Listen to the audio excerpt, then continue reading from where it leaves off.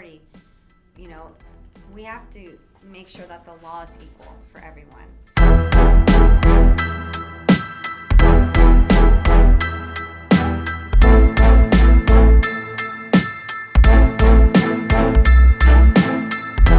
We wanted to do something different today. We want to get some firsthand accounts of people that have really experienced what it's like going through the judicial system as far as any sort of marijuana encounters with the police. So Robbie, him and I work in the same building, and he actually offered to share his story, and I'm so happy that he did, because we want to really find out what's really happening on the streets and get some firsthand accounts and see what we can do to make changes for our judicial system when it comes to cannabis. So, Robbie, thank you so much for being here. Of course, thank you. And who's this little guy? This is New Orleans, like New Orleans, but pronounced like a local, Nolans. Love it. I love it. As a marijuana advocate, I would consider you, right? Definitely. How do you feel the country is handling, current state of marijuana? Well, I definitely think that things are getting better.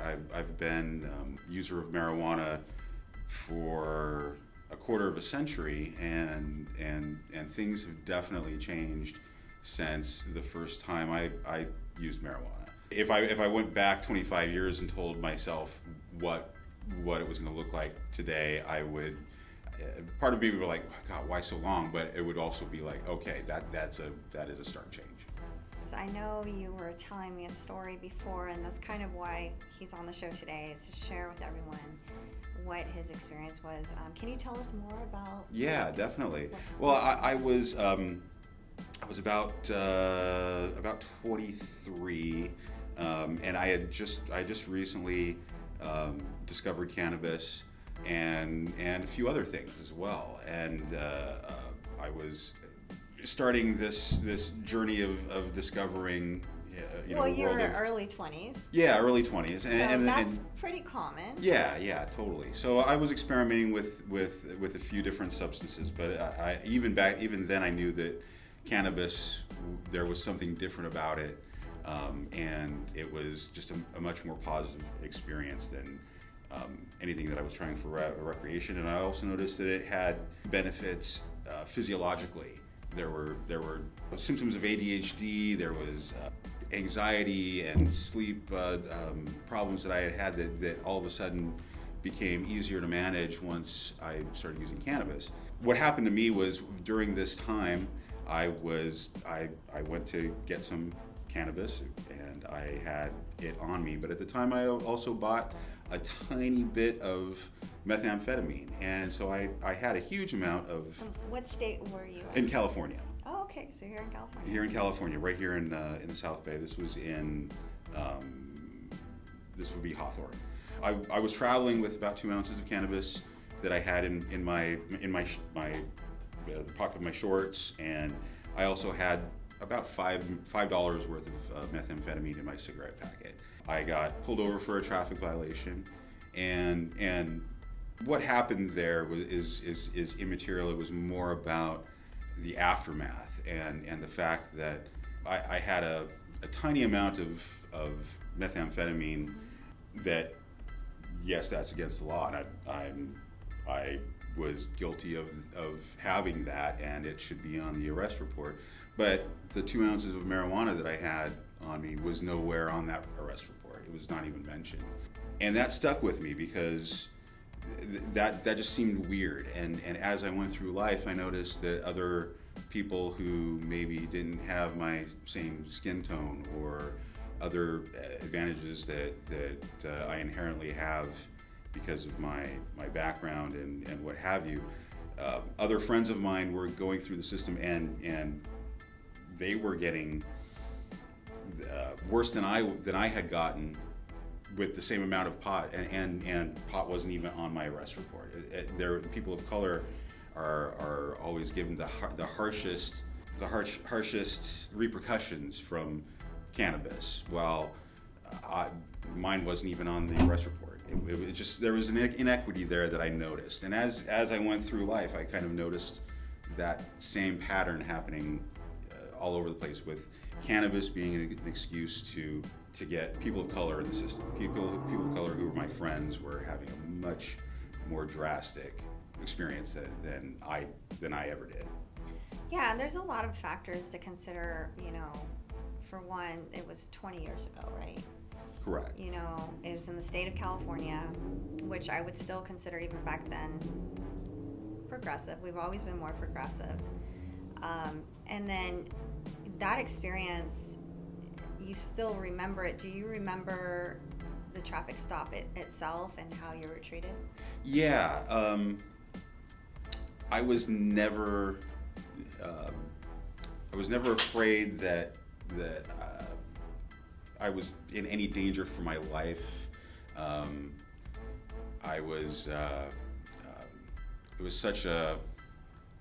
It was almost a non-experience up until the time that I was taken to jail. I was charged with a felony.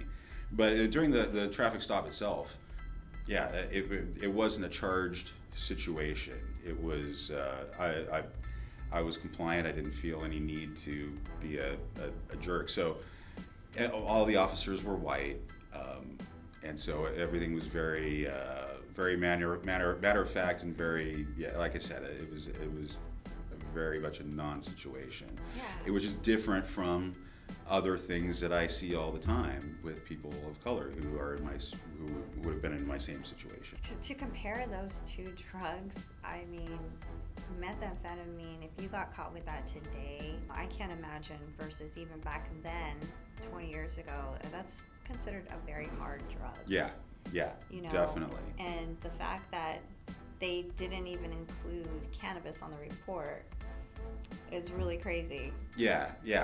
I know that someone of color in my same position, everything that they had would have been on that report, from the methamphetamine to the cannabis to the traffic violation that I had done. To I thinking back on it, I'm sure there were people riding in the bed of my truck. I wasn't charged with that. They weren't charged with that. There was it's like they were trying to give me the least amount that they possibly could. Methamphetamine could not be overlooked. Everything else definitely could be. Wow. And 2 ounces, that's a lot. Yeah, it was more pot than I had bought at one time up to that point. Because I think it was illegal up until recently just to even have more than a joint. Yeah, right? yeah. This was 1996, or 1995, I think was or it might have been 96, but no matter how you slice it, it was just before marijuana became medically legal, which was around that time, but it was still before that. So it hadn't been decriminalized at that point. It wasn't medically legal at that point.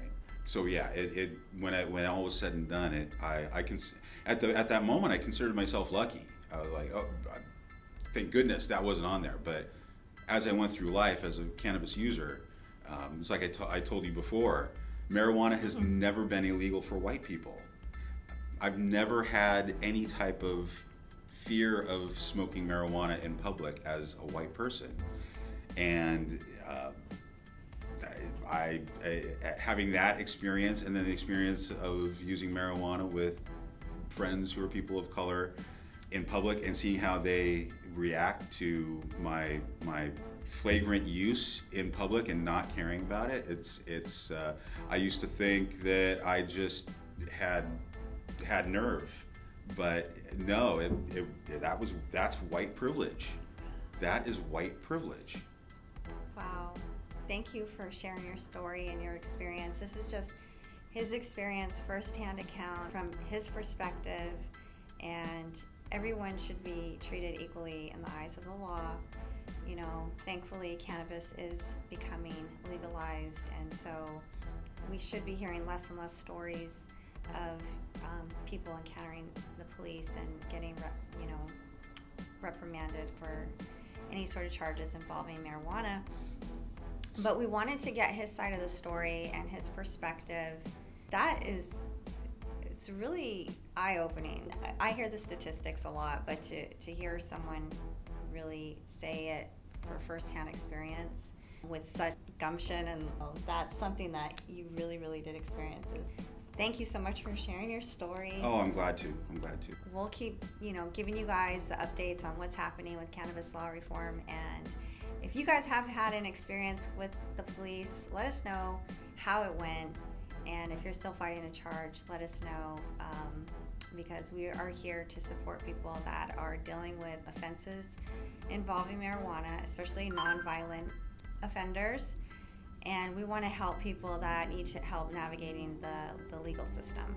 So we wanted to speak with people that have actually experienced encounters with the police and marijuana. And this is just one of the stories, it's just one of the many. But we're happy to get his perspective. And we think the playing field needs to be levelized as far as now that dispensaries are becoming legalized and we're able to operate in a professional business setting. We want to get more minorities into this business sector of marijuana, and also women. Hearing other people's experiences is just so helpful for everyone in general, so we can start working together and start making changes. Thank you so much, Robbie. Do you have anything else you want to say? I think that says it all. Thank you for joining us today. Thank you for having me. We appreciate you so much. What are we talking about? Oh, hey. Hey, guys. I'm Jay. Oh, I'm a little high. Sorry. Just getting my day started. Anyway, she told me to be still. I'm going to try my best. I'm a little ADHD because I haven't got high yet, but that's what we're here to talk about. The benefits and the non-benefits of being a weed smoker. Yes, and it's so funny because our other guest, Robbie, told us that he had ADHD too, and marijuana helps him for that. So. For sure. And that's real. That's real stuff, people. We're here talking from two different perspectives, and we want to go through what the various experiences have been when it comes to interactions with the police and marijuana. Marijuana. You would think with my interaction with the police, I wouldn't smoke weed ever again, type of thing. I literally went to prison for 2 years for 2 ounces of marijuana. That's the same amount that Robbie had. 2 ounces. Which the cop did not write on his ticket. Yeah, I did 20 months. We're going to round that up to 2 years because 20 months is damn near closer than 2 than 1. Damn it. Thank you for being here, Jay. So Jay... Thank you for having me. She lives here in Long Beach. Just moved here. Anybody want to be my friend? What's up? Cashville raised. If you don't know where that is, Nashville, Tennessee. I'll say it real southern for you. Tell us about what happened with the police then. You were not in California. You were in Florida. I was in Florida. And I actually was on probation for the 2 ounces that I was caught with initially. And I was driving through a predominantly upper class, area. And I was racially profiled, basically.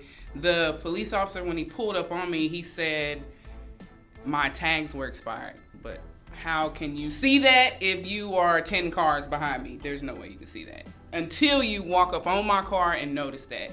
So I was I stopped at the gas station, hopped out, dressed like I am in a nice car in a predominantly nicer area. They're like, hey, what's this guy, girl, whatever they thought I was, that is African American. What are they doing in our neighborhood, in this nice car, looking like that? So they were curious to know who I was and what I was doing in the area, pretty much. So he pulled me over and said that my tags were expired. And being that I was on probation and I wasn't in the state I was supposed to be in, he violated my probation immediately, like on the spot. And in Florida, they can do that. The police can say, hey, violation of probation, and put it on your ticket and send you straight up the road. And that's what happened. Okay, so they found 2 ounces on you, and then they took you into custody like right away? They did, but I made bond. And then I went to court, and in court, is when I was sentenced to probation, and then when I caught this violation of probation while driving on suspended is when I got sentenced to prison. The judge literally didn't look up from her paper. She was just banging the gavel on everybody. 20 months, 20 months, 20 months.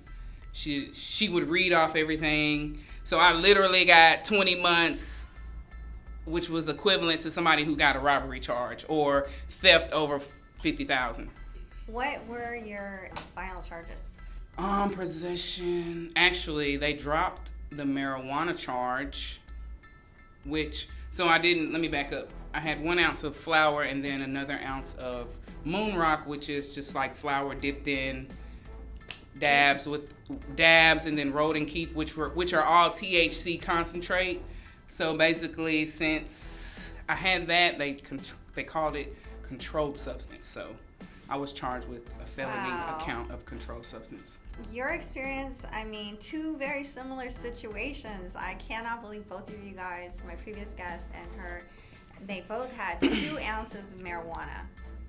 Different states. What time frame was this?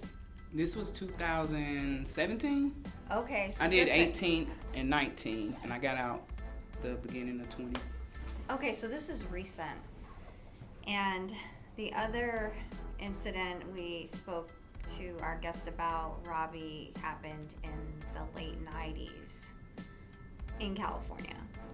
So, you know, he was pretty adamant about him feeling that he was benefited from white privilege. Yeah. I have some comments on that too. I mean, I can have him come in and you guys can compare stories if you want. I mean, hey, I'm down for whatever. Meet a new friend. What's up? Let's do it. Okay. Thank you so much for telling us your story, and you can see how, you know, different laws this was in Florida, it wasn't too long ago. Were there bias interjected on these situations, both situations? Whether it's a positive bias, negative bias. I mean, I guess bias can't really be positive, but the outcomes were quite different. I have to ask Robbie what his sentence ended up being, but he definitely didn't spend 2 years in jail.